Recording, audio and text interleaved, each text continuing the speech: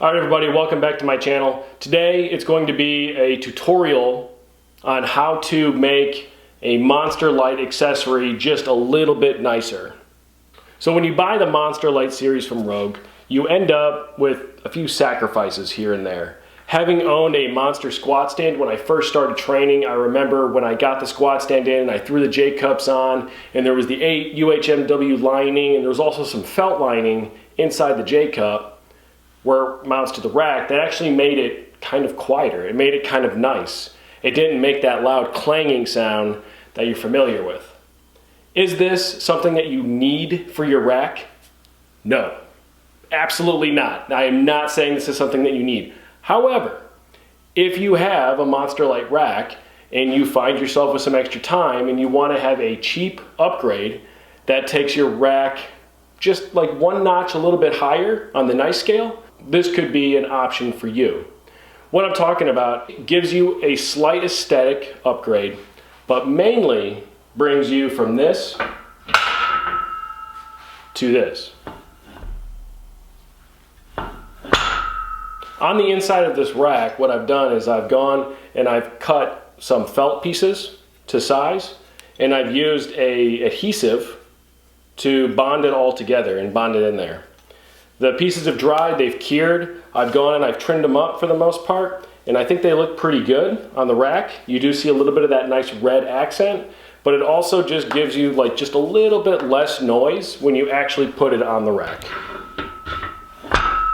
So first things first, this just takes a lot of tedious effort.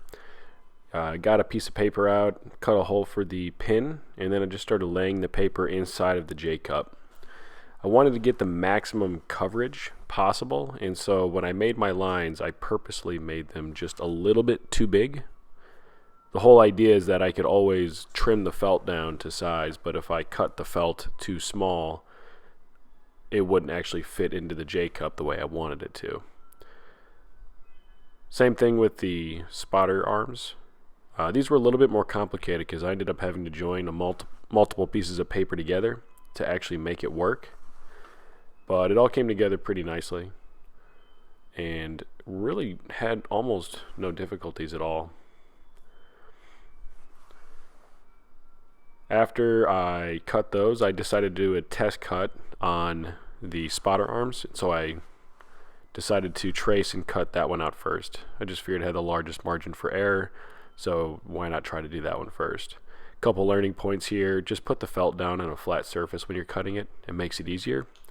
And when you're cutting the hole for the pin, try to cut it just a little bit bigger than what you think. Afterwards, after it fit perfectly, I went ahead and made a stencil for the jammer arms, not for the jammer arms, the trolley arms, and just lined everything up as tight as possible. And this is 1 square yard of fabric. This material cost me a grand total of like $7 from Hobby Lobby, and it seems to work pretty well. It took to the glue nicely, which you're seeing here. So I'm using Loctite spray adhesive. I think it's the same kind of thing that you use for like headliners. And I have a part of a barrel stave that I'm using to flatten out the felt pieces. So putting a nice even layer of glue down and just kind of taking my time. So I just wanted to take a quick second to show you guys the difference. So this is the standard J-cup without the felt lining, right? Obviously it's deadened a little bit by the other attachments, but this one with the felt, you can see it actually just stays in position. Same thing with this. Goes in and out. Nice and quiet. Nothing big.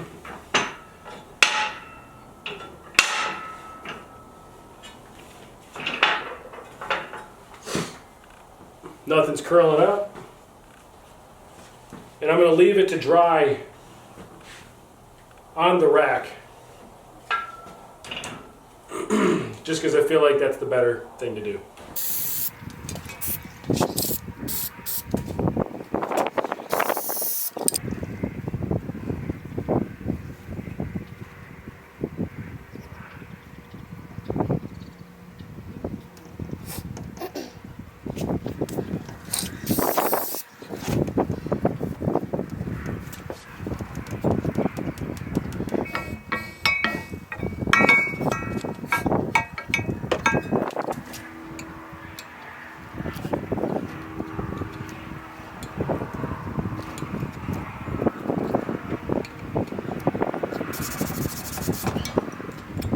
So the attachments are all glued with the felt, and you can see that for the most part I cut all of them just a little bit big, and there is a reason for this, and it's because I wanted to make sure that I had some of that red poking out on each attachment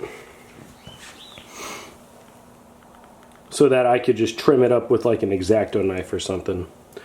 There's a little bit of overspray with the glue, but it's really not too much of a problem. I think overall they look pretty good. A couple mistakes in cutting here and there, but nothing that I think really ruins it. After all, this is a pretty drastic improvement on the original J-cups.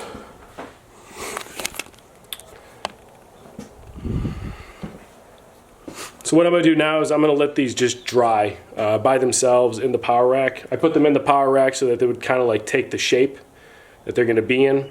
Occasionally I come out and I move them just to make sure that nothing is getting glued to the power rack. But so far so good. No, nothing is really getting stuck, and I'm pretty pleased overall. This is just a quick DIY tutorial. Honestly, it was a lot of effort, but it is nice, and I'm sure I'll come to appreciate it as time goes on. I am curious to see how well it's going to hold up to abuse, to multiple people taking the J-cups off and on multiple times every single training session, as well as kind of being tossed to the side like J-cups typically are. Time will tell how that goes, and perhaps I'll make a follow-up video. But if you're looking for just a nice, easy way to upgrade your Monster Lite attachments, this is a great way to do it. It takes up a little bit of the slack, a little bit of the slop. It's just a little bit nice, and it just gives your rack a little something extra that other racks don't come with. But that's my video. I appreciate you all watching, and stay tuned for the next either equipment review, training log, or any other videos that I do like these DIYs.